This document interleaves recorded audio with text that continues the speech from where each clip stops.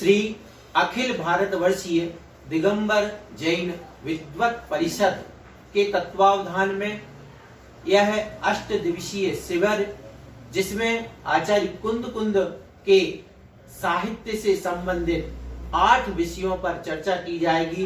प्रतिदिन एक विषय लेकर के हम और आप चर्चा करेंगे।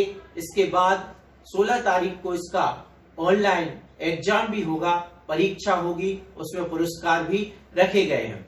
अब आज पहले दिन की जो सत्र का पहला विषय है वह है वर्तमान में भावलिंगी मुनियों का सद्भाव।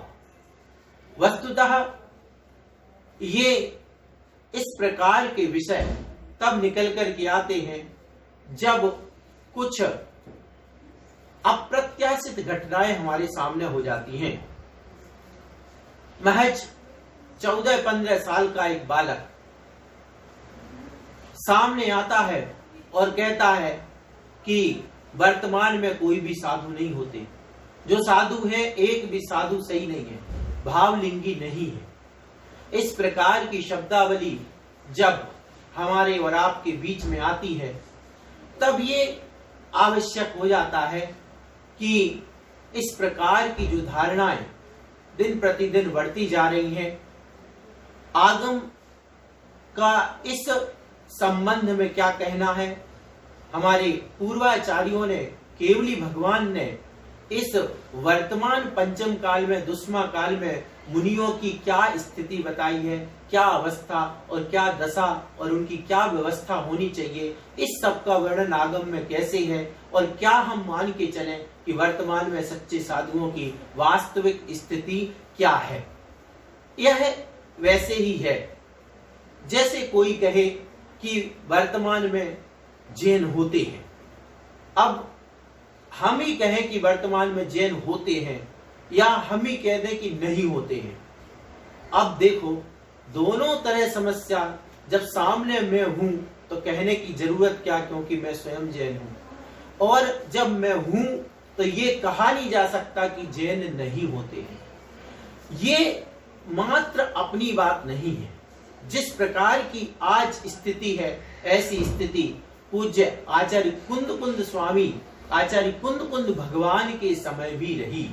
तभी तो आचार्य कुंद भगवान को उस समय लिखना पड़ा, आज से 2000 साल पहले उनको लिखना पड़ा कि इस भरत क्षेत्र में और इस दुष्मा काल में, यह जो पंचम काल है, इसमें सच्चे भावलिंगी मुनि साधु होते हैं और पूरे पंचम काल तक होते हैं।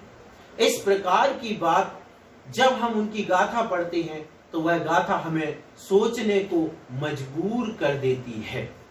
उस गाथा को हम देखें, लेकिन उस गाथा को देखने से पहले हमें एक वास्तविकता देखनी है। कहां से यह भ्रम उत्पन्न होता है कि साधु होते हैं या नहीं।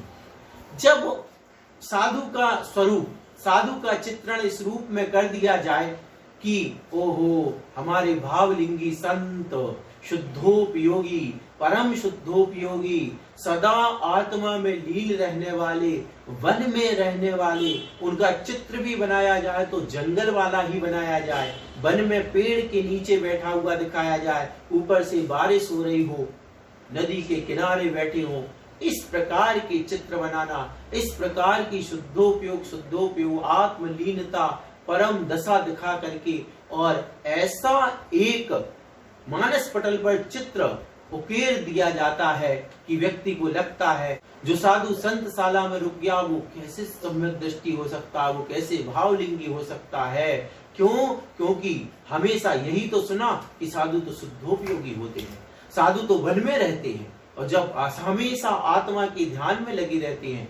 जब इस प्रकार की बातें और छोटे छोटे बच्चों तक को सिखा दी जाती हैं, जब वे सीख लेते हैं तो ये निश्चित हो जाता है उनके मन में भी, और चाहे वो बच्चों की पीढ़ी हो चाहे युवाओं की, कि वास्तव में ये सच्चे साधु नहीं है। लेकिन हम देखेंगे आचार्य कुंद भगवान को, आचार्य कुंद भगवान कहते हैं, देखते हैं क्या कहते हैं। मोक्ष पाहुड़ की 76 नंबर गाथा में उन्होंने कहा, भर हे दुस्सम काले धम्मज्झाड़म हवेयि साहुस्स तम अप सहावठ दिए, तम अप सहावठ दे, रहुमंडई सोवी अन्नाणी। क्या कहा? इस भरत क्षेत्र में दुष्मा नामक पंचम काल में मुनि के धर्म ध्यान होता है।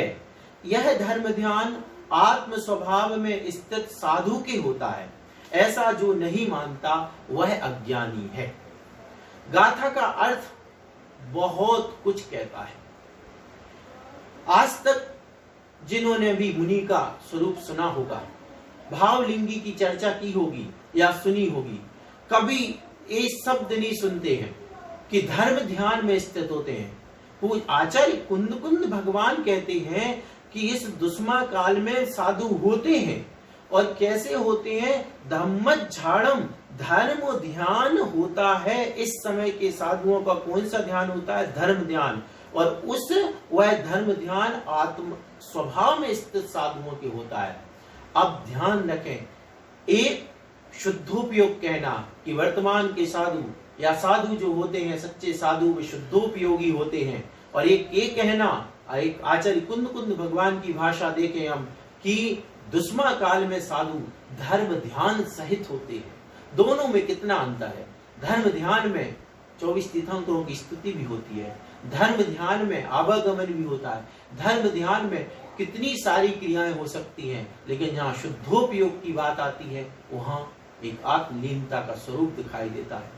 और तो आचार्य कुंद भगवान ने ये नहीं कहा कि शुद्धोपयोग में लीन साधु होते हैं। जब वर्तमान की बात आई तो उन्होंने लिखा धम्मज्झाड़म हवे साहुस्सो। इस समय के साधुओं को धर्म ध्यान होता है, और ऐसे धर्म ध्यान सहित वे साधु आत्मा के स्वभाव में स्थित होते हैं। तो पहली बात ये हमें ध्यान रखनी है कि जब जब भी इस प्रकार की बात की जाए कि शुद्धोपयोगी साधु, वनवासी साधु, उस समय आचार्य कुंद भगवान को इस शब्द के माध्यम से ध्यान रखें कि नहीं, ऐसा तो कहीं लिखा ही नहीं।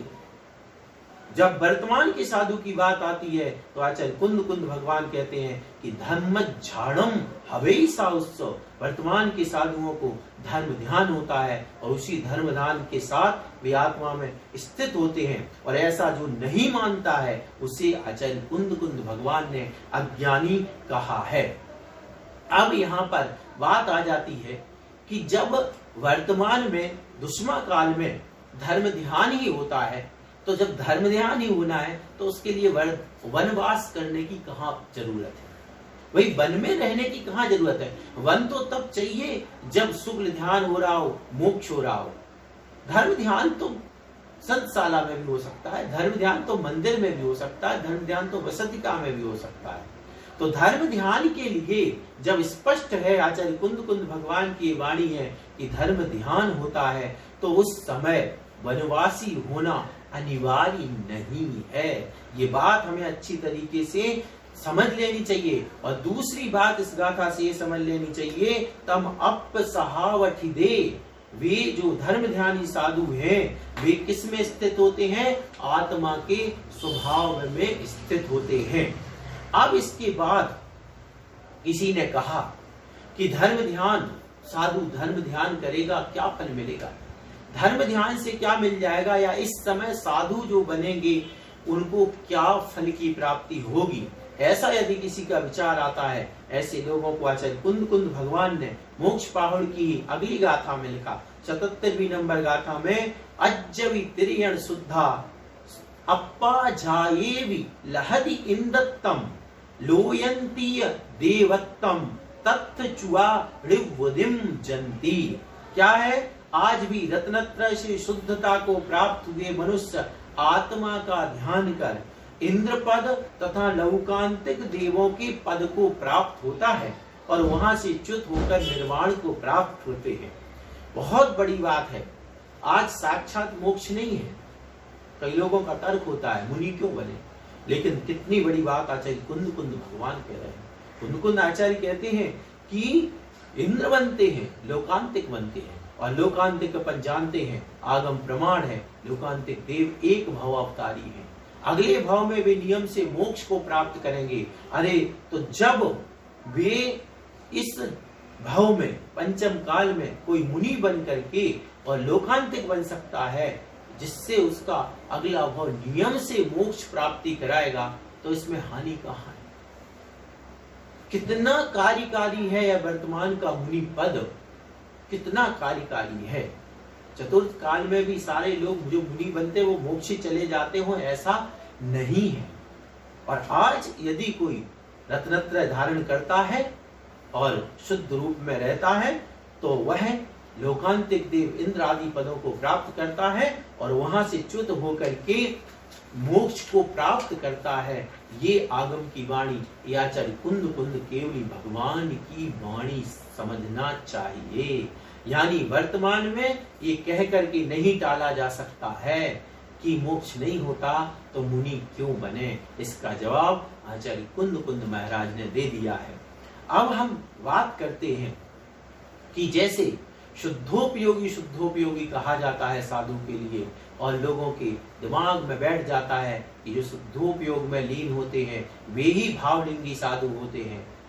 ऐसे ही वनवासी के बारे में, शुद्धोपयोग के बारे में हमने देख लिया। आचार्य कुंद कुंद भगवान ने कहा है कि वर्तमान में इस भरत क्षेत्र में दुष्मा काल में धर्म ध्यान वाले साधु होते हैं, धर्म ध्यान वाले साधु होते हैं। अब इसके बाद जो वनवासी की बात है हम देखते हैं, आचार्य कुंद कुंद भगवान क्या कहते हैं कि कहाँ रहते हैं।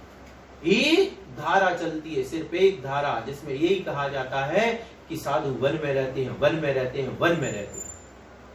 अब आचार्य कुंद कुंद भगवान क्या कहते हैं, चारित्र पाहुड़ की गाथा नंबर 41, आचार्य कुंद कुंद भगवान कहते हैं, सुंड हरे तरु हिठे उच्चाड़े तह मसाणवा सेवा गिरि गोह गिरि सिहरेवा भीम बड़े अहव वसी दोवा।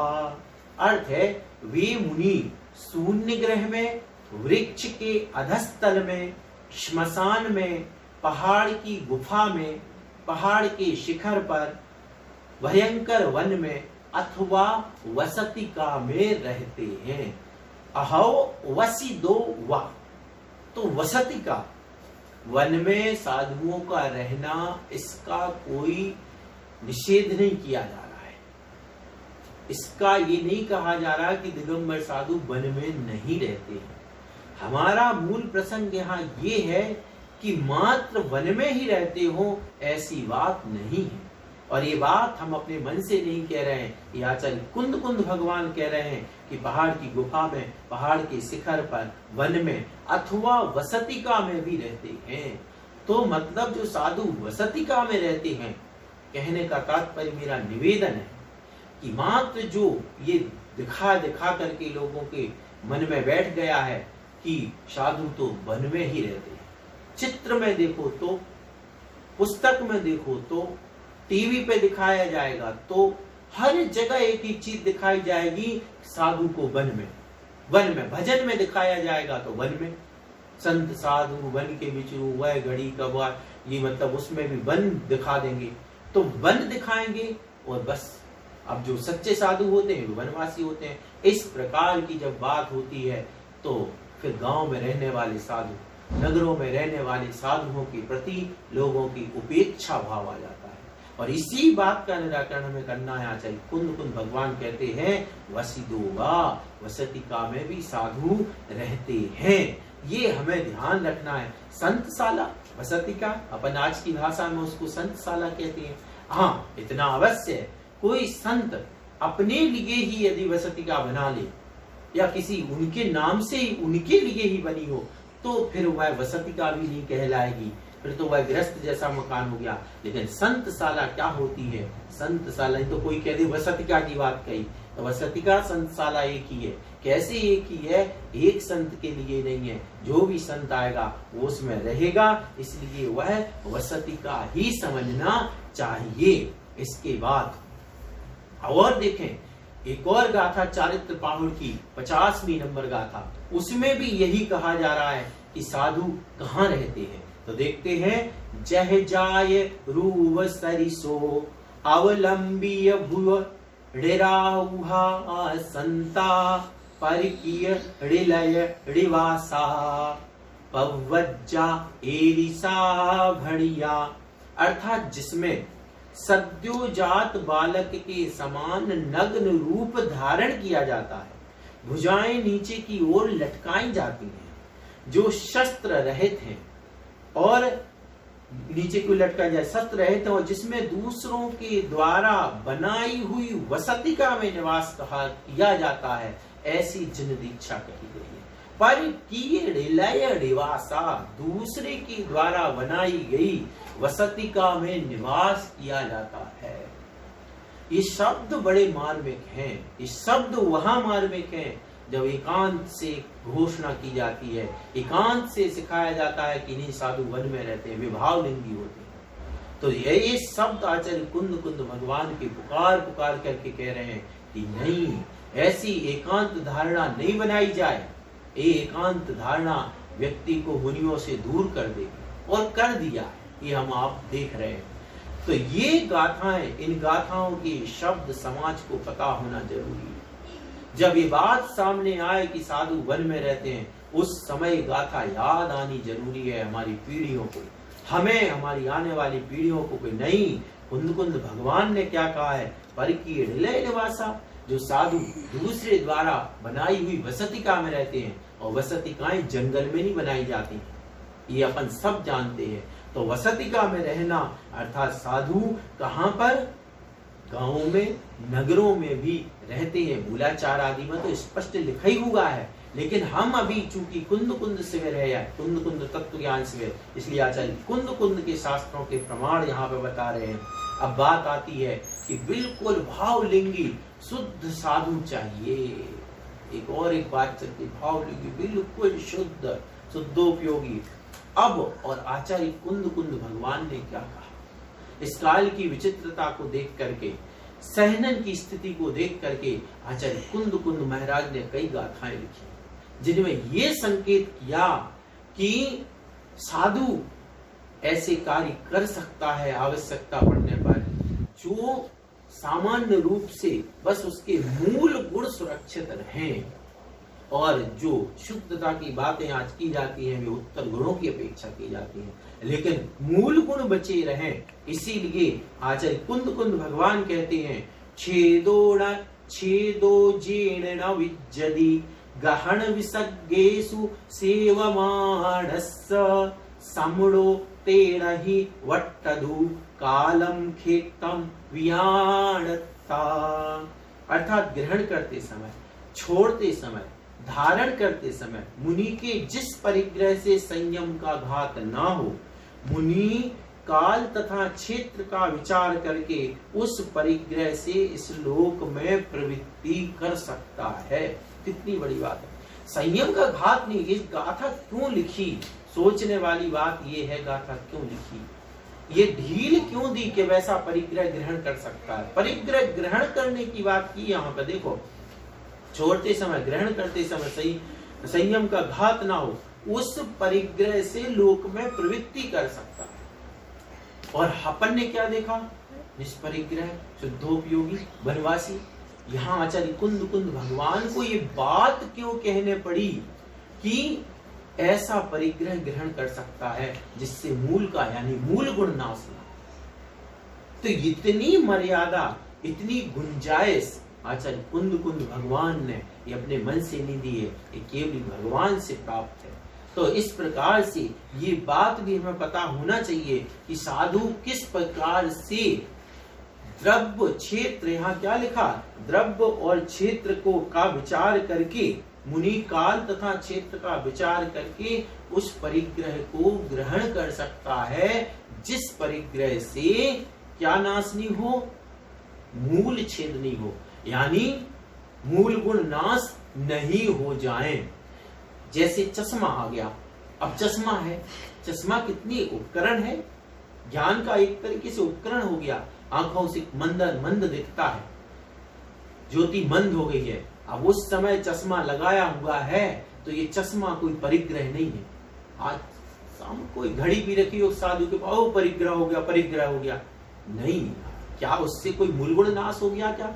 हाँ, यदि कोई साधु उससे राग द्वेष कर ले या खुद कमंडल में रख के चलने लगे तो वहां पे मूल गुण का नाश हो सकता है। लेकिन नहीं, छोटी छोटी बातों में आचार्य कुंद कुंद भगवान ने कितना बड़ा उपकार किया, ये बताया कि नहीं, ऐसी चीजें जिन चीजों से मूल गुण का नाश नहीं हो, उन चीजों को ग्रहण किया जा सकता है क्षेत्र और काल का विचार करके। फिर इसके बाद इतना ही नहीं, उन्होंने एक और गाथा लिखी प्रवचन सार की तीसरे अध्याय में, तीसरी नंबर गाथा, 30 नंबर गाथा। इसमें भी क्या कहा, बालो वा बुद्धो वा समविहदो वा पुढ़ो गिलाणो वा चरियुम चरियम चरियु सजोगम मूलच्छेदम जधाण हवदी। अर्थात जो मुनि बालक है अथवा वृद्ध है अथवा तपस्या या मार्ग के श्रम से खिन्न है अथवा रोग आदि से पीड़ित है, वह अपने योग उस प्रकार चर्या का आचरण कर सकता है जिससे मूल संयम का घात ना हो। ये गाथा, इनमें बहुत कुछ छुपा हुआ है। इनमें क्या छुपा हुआ है जो कल्पना नहीं कर सकते आप। इनमें ये छुपा हुआ है कि साधु अपने प्राण बचा सकता है, और जहां एकांत से बात की जाती है वहां ये कहा जाता है कि मर जाए साधु, समाधि ले ले, लेकिन ऐसा नहीं करे। और आचार्य कुंद कुंद भगवान क्या कहते हैं, अपने मूल गुण संभाल लेना बस, और किसी चीज का ग्रहण करना पड़े, रोग आदि हो गया है, किसी प्रकार की वैयावृत्ति लेना पड़े, तो वह अपने योग उस आचरण को, चर्या को कर सकता है जिससे मूल संयम का घात नहीं होना चाहिए। इस प्रकार से इन गाथाओं के अर्थ हैं, इनमें बहुत कुछ भाव यानी साधु की रक्षा के भाव छुपे हुए हैं, जो हमें अनेकांत से ही समझ में आएंगे। मात्र इतने कहने से मुनि का स्वरूप नहीं समझ में आएगा। ओहो मुनि शुद्धोपयोगी, आहा क्या अनुभूति, इन शब्दों से मुनि का स्वरूप तो समझा जाएगा, लेकिन मुनि धर्म की रक्षा नहीं हो पाएगी। मुनि धर्म की रक्षा के लिए जमीन पर उतरना पड़ेगा। उनके साथ होने वाली हर समय की जो समस्याएं हैं, उन समस्याओं को समझना पड़ेगा। और भी देखो, एक और गाथा, 2 गाथाएं हो चुकी, और अगली गाथा कह रहे हैं प्रवचन सार की तीसरे अध्याय की 31वीं नंबर गाथा। आहारे व विहारे देशम कालम समम खमम अवधिम जानिता ते समड़ो वट्टदि जदि अपले हो सो। अर्थात मुनि देश, काल, श्रम, सहन शक्ति और शरीर रूप परिग्रह को अच्छी तरह जानकर आहार तथा विहार में प्रवृत्ति करता है। यद्यपि ऐसा करने से उसके अल्प कर्म बंद होता है, तो भी वह आहार आदि में उक्त प्रकार से प्रवृत्ति करता है। आचार्य कुंद कुंद की यह गाथा तो यही कहती है कि जिस मुनि की जैसी सामर्थ्य है वह वैसे स्थान पर रह सकता है। कितनी बड़ी बात, मुनि देश, काल, श्रम, सहन शक्ति और शरीर रूप परिग्रह अच्छी तरह समझ करके कि मेरे शरीर की सुरक्षा कहाँ होगी। क्यों? क्योंकि रत्नत्रय कहाँ पाया जाएगा? इस शरीर के आश्रय। इसलिए शरीर की रक्षा करना भी आवश्यक है। तो शरीर की रक्षा कहाँ होगी बताओ? शरीर की रक्षा कहाँ हो पाएगी? क्या शरीर की रक्षा, आज के साधु की बात कर रहे हैं, आज का साधु यदि जंगल में जाके बैठ गया, वन में जाके बैठ गया, तो क्या साधु की शरीर की रक्षा हो पाएगी? आज हीन सेना ने, कोई साधु वहां पर बैठा है और वहां पर आकर के मान के चलो शेर खा ले, चीता खा ले, हाथ खा जाए, सिर खा जाए, उस समय क्या होगा साधु का? क्या करेंगे साधु? वेद बिना, जिसको सीधे शब्दों में कहें तो बेमौत मनना पड़ेगा। उस समय क्या स्थिति बन जाएगी, कैसे रह सकते हैं? अब आप कहें चौथे काल में भी तो रहते थे, हाँ रहते थे।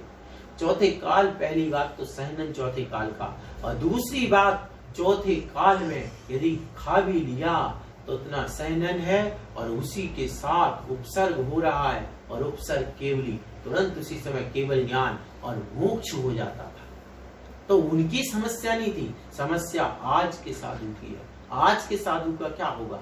उस समय आर्त ध्यान हो गया, परिणाम संक्लेशित हो गए। तो ऐसे, और पहले ही कह दिया, जब धर्म ध्यान वाले साधु हैं तो धर्म ध्यान वाले साधु को जंगल में जाने की जरूरत कहाँ है, वन में रहने की जरूरत है कहाँ? धर्म ध्यान के साधन तो सारे मंदिरों में, क्षेत्रों पर, तीर्थ क्षेत्रों पर, गांव के बाहर जो नसियां होती हैं वो नसियां में है। तो इसलिए ये सारी बातें हमें सोचना चाहिए। व्यक्ति घर पे तो चौका नहीं लगाता है, साधु को जंगल भेज देगा, ये कैसी मूर्खता की बात है। मतलब घर के दरवाजे पे तो साधु को चौका नहीं लगा पा रहा और साधु को कहता साधु जंगल में रहने लगे। क्या करना चाहते हो भैया? क्या सिखाना चाहते अपन समाज के लिए? इन गाथाओं से, ये गाथाएं पुकार पुकार करके कह रहे आचार्य कुंद कुंद भगवान की कि नहीं, साधु का स्वरूप ऐसा मत बनाओ, वे भगवान नहीं है, साधु है। वे साधु विहार करते हैं, भगवान के आहार नहीं होता, साधु के आहार होता है। साधु को शरीर को रक्षा करना है रत्नत्रय की खातिर, बहुत अंतर है। इसलिए भगवान जैसा स्वरूप मत बना दो, साधु को साधु ही रहने दो। ये गाथाएं हमें बहुत कुछ सिखाती हैं। दूसरी एक और बात देखें अपन कि एक द्रव्यलिंग और भावलिंग की जहां बात चलती है, तो एक तो सबसे बड़ी जो समस्या है वो ये है कि जो कह दिया जाता द्रव्यलिंगी सो मिथ्या दृष्टि, जबकि ये आगम से बिल्कुल गलत है। क्यों गलत है? द्रव्यलिंगी सो मिथ्या दृष्टि नहीं, द्रव्यलिंग जो है छठवें गुण स्थान से नीचे आ गया वो भी द्रव्यलिंगी है।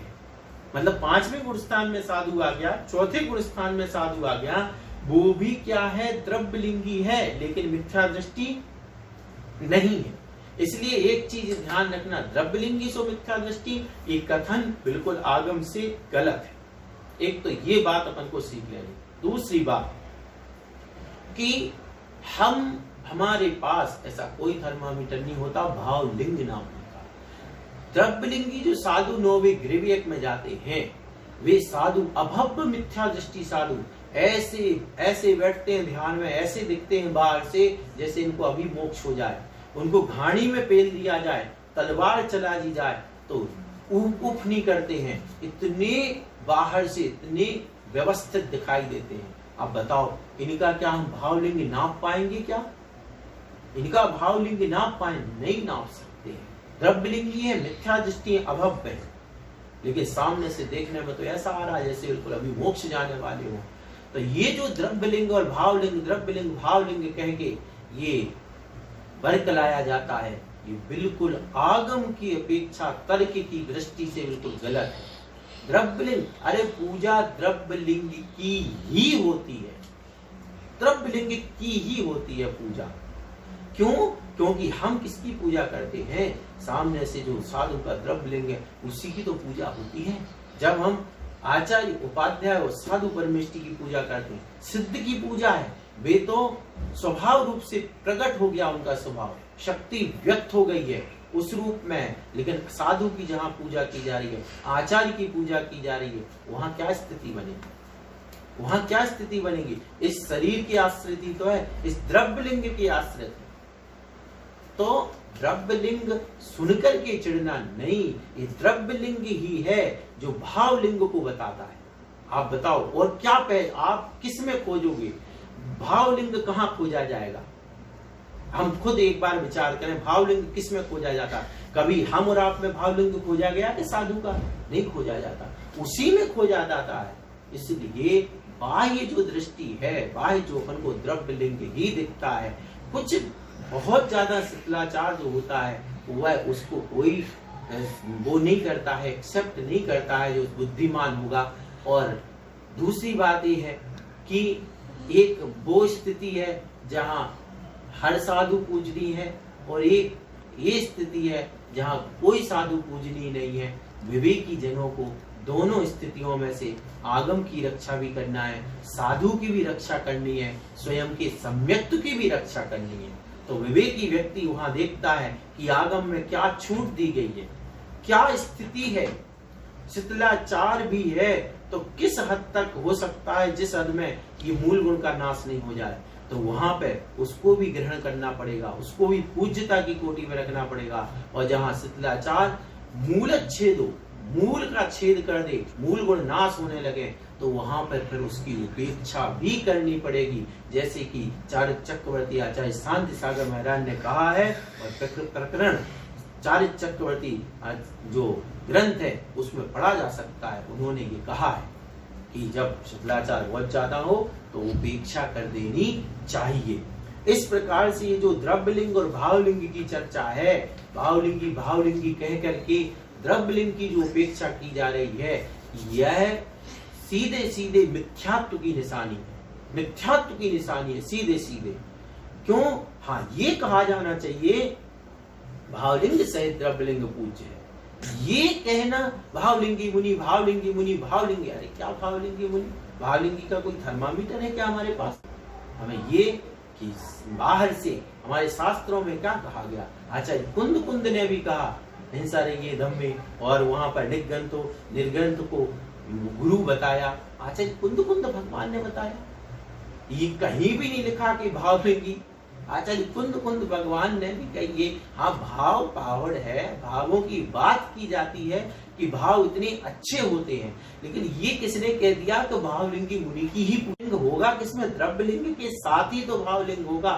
तो इसलिए इसके चक्कर में जो अच्छे मुनियों की भी पूजा छूट रही है इस प्रकार की बात करने से, तो ऐसी बात नहीं हो जिसके कारण सच्चे साधुओं की भी पूजा छूट जाए। आचार्य कुंद भगवान जो इसी पंचम काल में हुए, जो इसी पंचम काल में हुए। कुछ समय पहले तो ये चल गया था कि पंचम काल में मुनि नहीं होते, भावलिंगी साधु नहीं होते, और इसी पंचम काल में आचार्य कुंद भगवान ने आदेश दिया। क्या आदेश दिया था? प्रवचन सार देखिए, 214 नंबर की गाथा। परिवज्जतु सामण्यम इच्छति यदि दुख परिमोक्षम, यदि दुखों से छुटकारा पाने की इच्छा हो तो श्रावण अंगीकार करो, मुनि व्रतों को धारण करो। हमने ये तो ग्रहण नहीं किया। चुक्के छलम न घेतव्यम, चूक जाऊं, आचार्य कुंद महाराज कहते हैं चूक जाऊं तो छल ग्रहण नहीं करना। और हमने तो ऐसा जैसे लगता है ऐसा कर लिया कि चुक्के छलम घेतव्यम, चुन चुन के छल ग्रहण करना है, मतलब छल पूर्वक छल ग्रहण करना, चुन चुन। क्या है ये? आचार्य कुंद भगवान ने उपदेश, आदेशात्मक उपदेश दिया। परिवज्जतु सामण्यम, सामण्य को अंगीकार करो।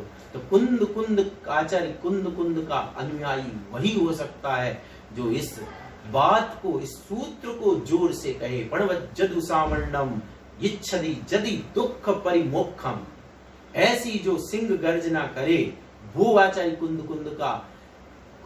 कुंद भगवान का अनुयायी हो सकता है। और जो ये कहे कि जिंदगी वह सम्यक्ति खोजता रहे, पूरी जिंदगी निकल जाए, सम्यक दर्शन का पता नहीं चले, कहां से आचार्य कुंद को देखो वो क्या कह रहे हैं। बड़ी वज्जतु आदेश दे रहे हैं, उपदेश आदेशात्मक उपदेश है। बड़ी वज्जतु सामण्यम, सामण्य अंगीकार करो। और एक बात और बता दूं मैं आपको, हमारे यहाँ बहुत अच्छी व्यवस्था है। पहले दीक्षा काल है और फिर शिक्षा काल है, ये व्यवस्था है। मतलब ऐसा नहीं, जब आचार्य कुंद भगवान ने भी दीक्षा ली तो क्या आचार्य कुंद भगवान को उस समय सारा ज्ञान था क्या? पहले दीक्षा ली, फिर उसके बाद शिक्षा हुई, उसके बाद वो महान बने। ये परंपरा है, दीक्षा काल फिर शिक्षा काल, फिर शिक्षा होती है। तो ये व्यवस्था थी। अब आज उल्टा चलता है, जब उल्टा चलेगा तो फिर उसके परिणाम भी उल्टे ही आएंगे। और सबसे बड़ी बात कि आचार्य कुंद भगवान के जो टीकाकार आचार्य अमृतचंद्र सूरी हैं, जिन्होंने पहली टीका लिखी आचार्य कुंद भगवान के ग्रंथ पर, वो उन्होंने कितनी बड़ी बात कही। आचार्य कुंद के बाद अमृतचंद जी का नाम बड़े उससे लिया जाता है, लेकिन आचार्य अमृतचंद जी के खजाने जो रत्न भरे पड़े उनको कैसे छुपा दी?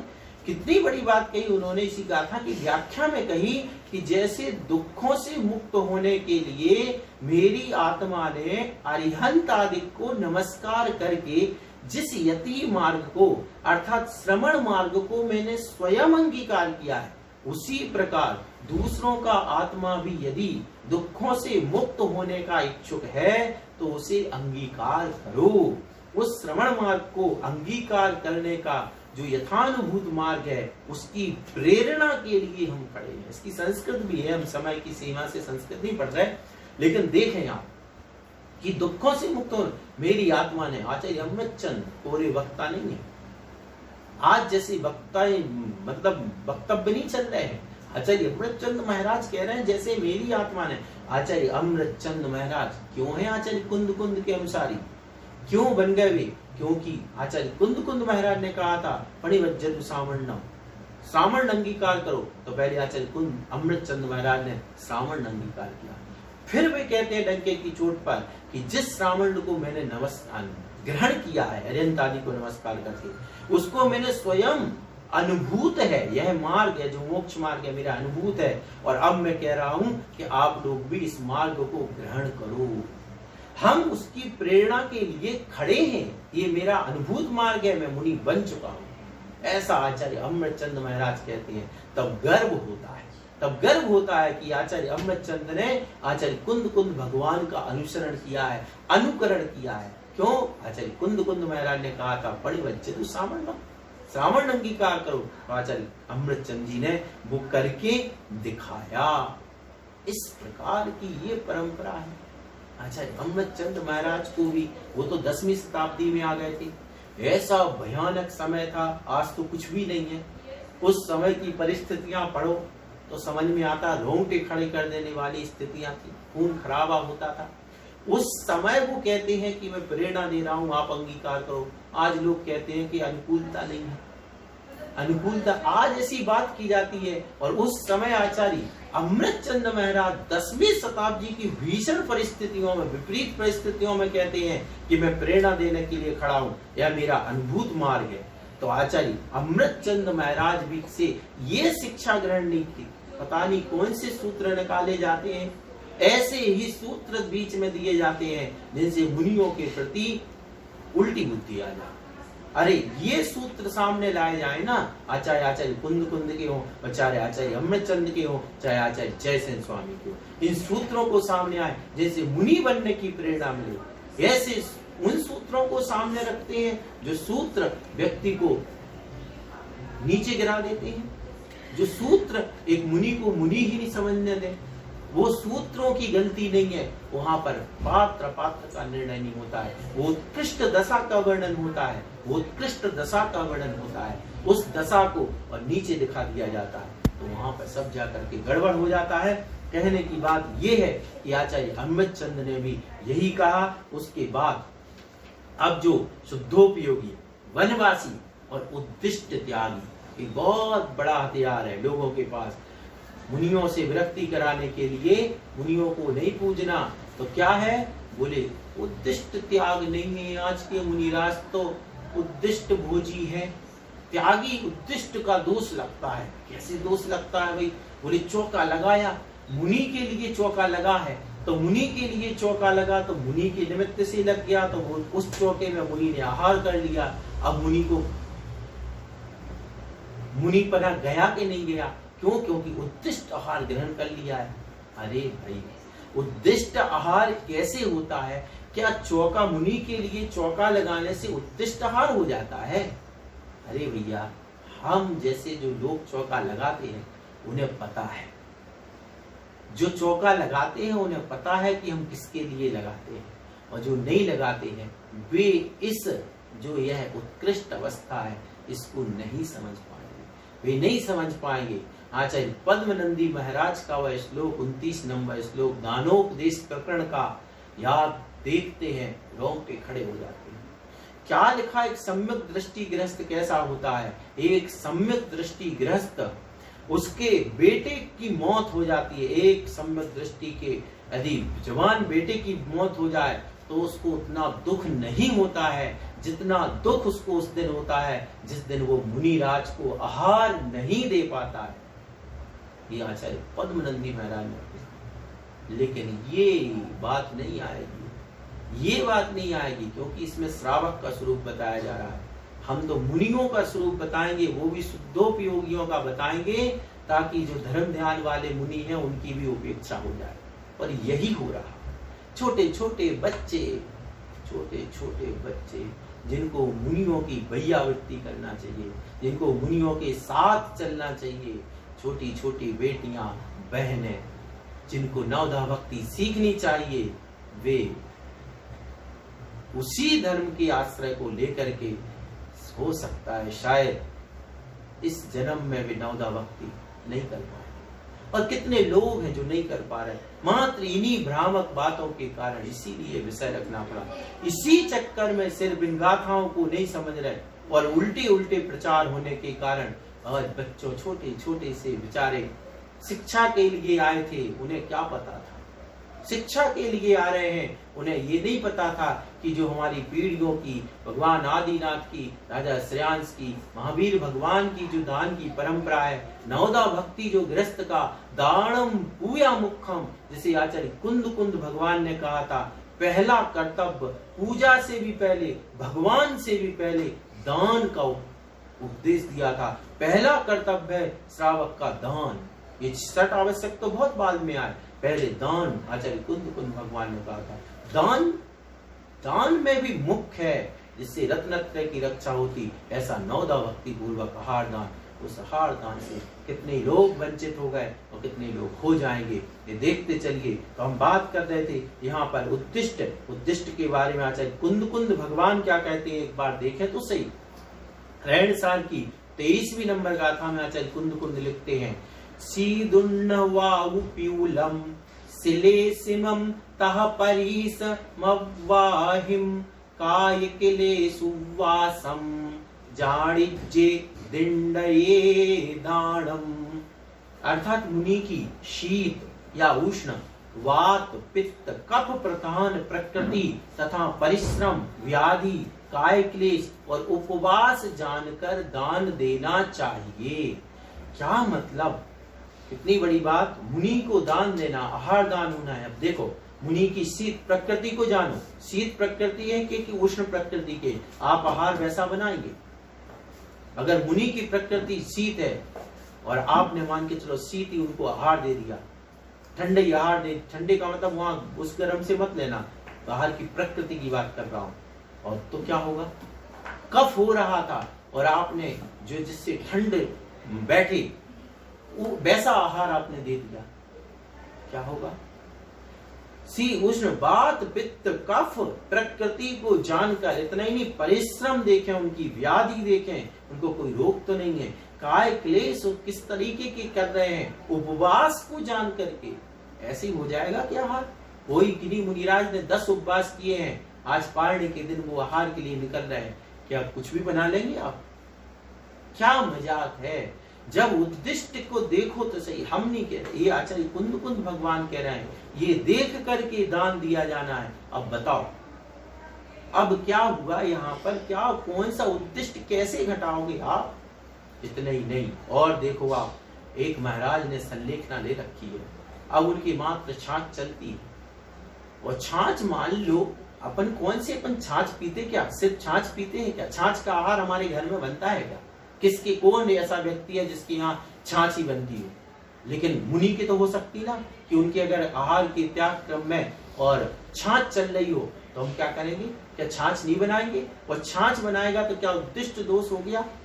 प्रैक्टिकली सोचिए एक बार, बातें तो बहुत अच्छी लगती है सुनने में कि उद्दिष्ट हो गया, उद्दिष्ट हो गया, लेकिन चौका लगाइए तब इसके प्रैक्टिकल पता चलेंगे, फिर इन गाथाओं से अर्थ निकालिए। लेकिन नहीं, इन गाथाओं को छिपा दिया जाता है, और जिन गाथाओं को से मुनियों की उपेक्षा हो जाए, उन गाथाओं को छपा दिया जाता है। इतना अंतर आ रहा है। अब कोई महाराज रुग्ण है, रोगी है, बताओ किस प्रकार का आहार बनेगा, क्या उनकी रुग्ण अवस्था के अनुसार आहार में कुछ भी दे दिया जाएगा। प्रकृति किन्हीं महाराज की, आचार्य कुंद कुंद भगवान ने कह ही दिया है, जब 700 मुनिराजों का, कंपनाचार्य आदि महाराजों का उपसर्ग दूर होता है, वो बड़ी मुश्किल से उनके प्राण छटपटा रहे होते हैं, उस समय जब वो आहार के लिए निकले, क्या कुछ भी दे देंगे श्रावक, क्या कुछ भी दे दिया जाएगा तो, और उनके अनुसार बनाया जाएगा तो क्या उद्दिष्ट हो जाएगा। इसकी इतना ही नहीं, राजा श्रेयांस, इस युग के प्रथम दान तीर्थ प्रवर्तक। किसके निमित्त चौका लगाया? दान तीर्थ प्रवर्तक राजा श्रेयांस ने। सबको पता है, जाति स्मरण से जाना। और किसके लिए चौका लगा था? राजा श्रेयांस के लिए। राजा श्रेयांस ने आदिनाथ भगवान के लिए लगा। अरे आदिनाथ भगवान को उद्दिष्ट का दोषी घोषित कर दें क्या? ये इतनी सारी बातें हैं, इतनी सारी बातें हैं। किन्हीं महाराज को कितनी क्या क्या नहीं हो सकता है, उन सब को जान करके जो चौका लगाते हैं वे जानते हैं। उसके बाद आहार बनाया जाएगा। क्या बनेगा? साधु को जान करके बनता है। तो इसमें अकेले उद्दिष्ट नहीं होता। और यह आचार्य कुंद की गाथा भी कह रही है कि शीत उष्ण उनकी प्रकृति जान करके, उनके उपवास जान करके, कि अगर पहाड़ा होना है तो पहाड़ने के हिसाब से, ये सारी चीजें बताती हैं कि नहीं, इस प्रकार से उद्दिष्ट का दोष मत मढ़ो, अन्यथा ये मुनि धर्म खत्म हो जाएगा। और यही तो हुआ यही है, हमारे सामने यही हुआ। इसीलिए तो एक पूरा का पूरा एक समूह ऐसा बनता जा रहा है जिसमें ना मुनि है, ना नवदा भक्ति है, ना चौका है। तो इतनी बड़ी विपरीत स्थिति प्रकट होती जा रही है। अब हमें समझना ही है कि वास्तविकता क्या है इस उद्दिष्ट की। बंधुओं, कुछ नहीं, इतनी सी सिर्फ बात है। उद्दिष्ट क्या है? हमने चौका लगाया और ये सोचा कि ये 2 रोटी साधु की हैं। बस अब वो 2 रोटियों पे हमने साधुओं का नाम लिख दिया। साधु नहीं आए, उन रोटियों को कुत्तों को फेंक दिया, घर से बाहर फेंक दिया। क्यों? क्योंकि ये साधु के लिए थी। बस अब वो क्या हो गया? वो उद्दिष्ट हो गया।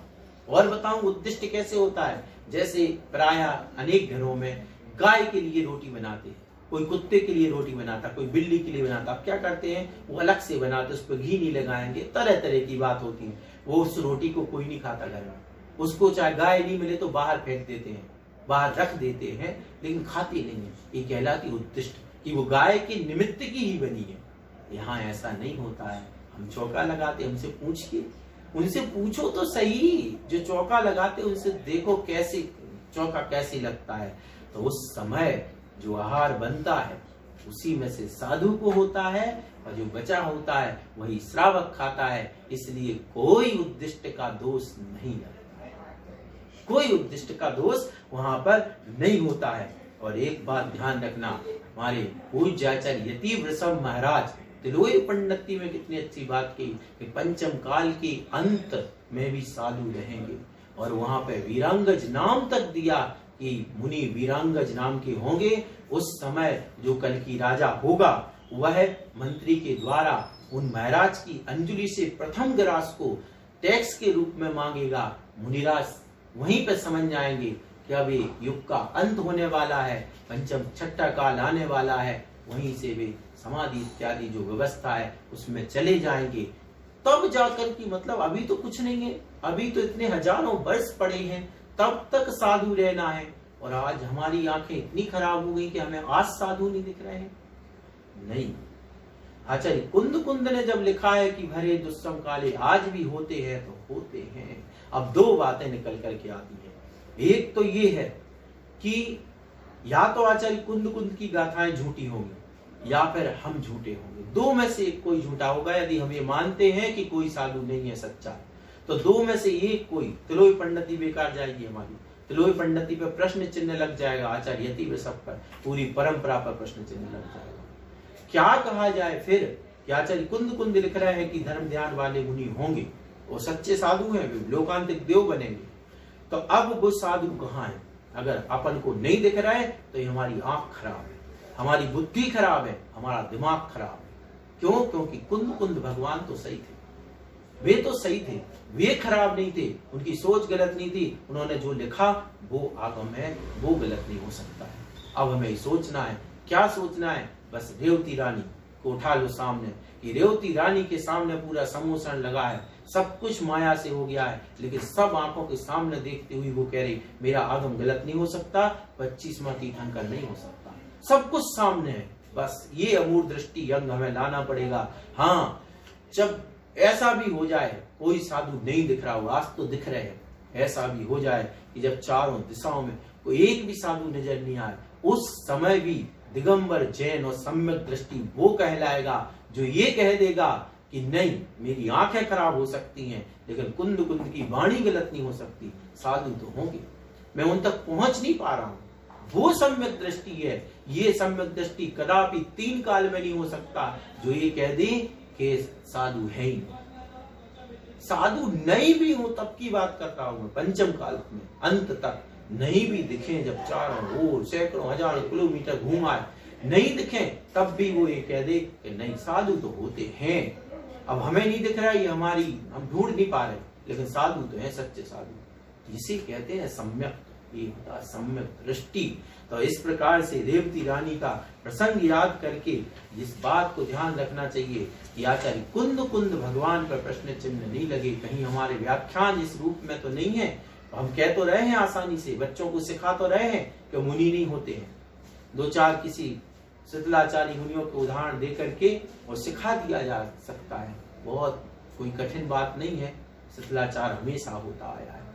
लेकिन ये बात ध्यान रखने की है कि इस प्रकार से अपनी संस्कृति की, हम श्रवण संस्कृति को सुरक्षित नहीं कर पाएंगे। और संस्कृति तो बहुत दूर की बात है, हम अपनी आत्मा के साथ इंसाफ नहीं कर पाएंगे। आचार्य कुंद कुंद भगवान का नाम लेकर के एक तरीके से यदि सीधे सीधे शब्दों में कहा जाए तो मुंह में राम और बगल में छुरी जैसा हाल हो जाएगा कि हमने कुंद कुंद का तो नाम लिया और अंदर कुछ और था, अंदर कुछ और था। यदि आचार्य कुंद कुंद हमारे आराध्य होते और यदि मैं आचार्य कुंद कुंद का मार्ग पसंद होता, बहुत बड़ी बात कह रहा हूँ, चुनौतीपूर्ण बात कह रहा हूँ, यदि आचार्य कुंद कुंद आराध्य होते, यदि आचार्य कुंद कुंद स्वीकार होते, यदि आचार्य कुंद कुंद को मानते होते, तो बताते दुनिया को, समाज को कि देखो वर्तमान में शुद्धोपयोगी साधुओं को नहीं ढूंढना, वनवासी साधुओं को नहीं ढूंढना। आचार्य कुंद कुंद भगवान ने लिखा है धम्मज्झाड़म, धर्म ध्यान में स्थित साधु पाए जाते हैं। तो भव्य जीवो, इन साधुओं को की पूजा करके अपना कल्याण करो।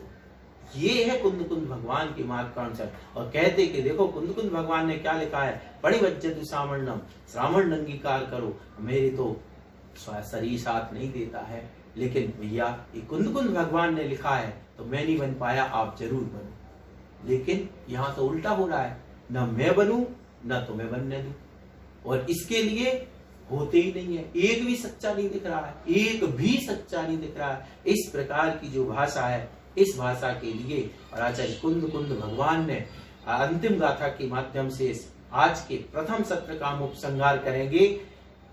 क्या गाथा लिखी आचार्य कुंद कुंद भगवान ने? महापाहुड़ की 30वीं नंबर गाथा है। रैणत्तये अलब्धे एवं भमिहोसि दीह संसारे, ये जिणवरे हिम भड़ियो कम रैणत्तय समायरह। हे भव्य जीव, इस प्रकार रत्नत्रय प्राप्त ना होने से तूने इस दीर्घ संसार में भ्रमण किया है, इसलिए तू रत्नत्रय का आचरण कर, ऐसा जिनेंद्र देव ने कहा है। मतलब रत्नत्रय नहीं मिला तो संसार का भ्रमण किया। सम्यक दर्शन ज्ञान चारित्राणि मोक्ष मार्गा। क्या कहें, ये कुंद कुंद भगवान के शब्द है कि रत्नत्रय के बिना कल्याण नहीं। और हम जब कोई भी व्यक्ति धर्म पढ़ता है, बालबोध भी पढ़ता है हमारे जब धर्म की शिक्षा में, तो बालबोध पहले भाग में भी ये सीखा जाता 4 गतियों में मनुष्य गति श्रेष्ठ है। प्रश्न होता है भैया मनुष्य गति क्यों श्रेष्ठ है, देवगति क्यों श्रेष्ठ नहीं है? तो वहां बताते हैं कि नहीं भैया, संयम रत्नत्र सिर्फ मनुष्य गति में ही होता है।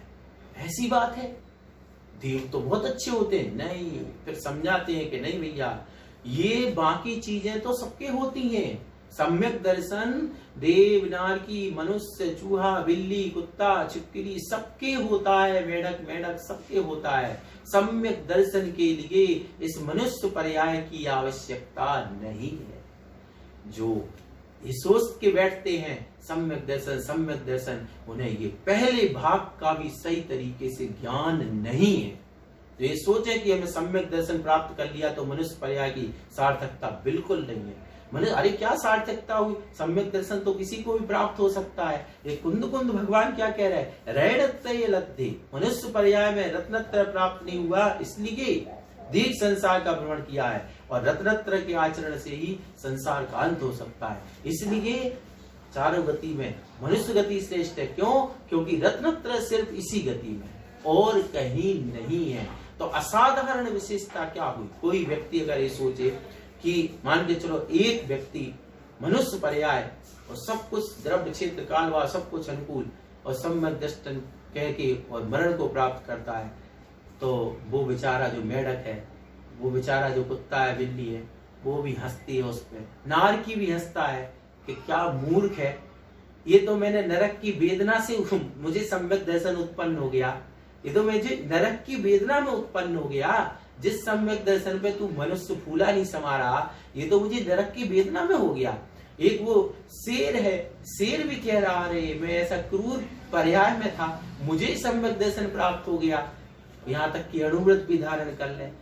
क्या है? सुलझे पशु उपदेश सुन, क्यों ना सुलझे मनुष्य। तो वो पशु भी हंसते हैं जब कोई मनुष्य बात करता है कि मैंने सम्यक दर्शन प्राप्त, हा क्या सम्यक दर्शन, तो पशु भी बेचारे हंसते। नारकी भी हंसते हैं कि वो कैसी बात करता है। नारकी भी सोचता है कि मुझे मनुष्य पर्याय मिले तो मैं रत्नत्रय धारण करके, देव भी सोचता है। सुर पत्नी चारित मोह बस लेस न संयम पे सुरनाथ जजी है, वैसे सुरनाथ इंद्र भी यहाँ पर किस लिए तुम्हें पूज रहे हैं? क्योंकि रत्नत्रय धारण कर सकते हो। सम्यक दर्शन और ज्ञान की बात कहोगे तो ज्ञान उनके पास इतना होता, 33 सागर तक ऐसी चर्चा करते हैं जो रिपीट भी नहीं होती दोबारा।